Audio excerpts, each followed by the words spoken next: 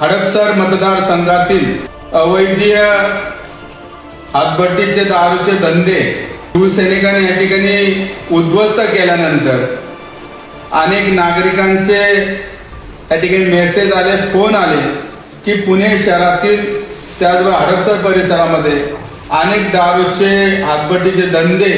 अजूनही उघड्यावर ओपनली चालू आहे। तर मी पोलीस बांधवांना त्याचबरोबर प्रशासन असन, त्या राज्य उत्पादन शुल्काचे विभागाचे अधिकारी असन त्यांना विनंती करतो की आपण 2 दिवसामध्ये संपूर्ण पुणे शहरातील व हडपसर परिसरातील जे काही बेकायदेशीर हातभट्टीचे दारूचे धंदे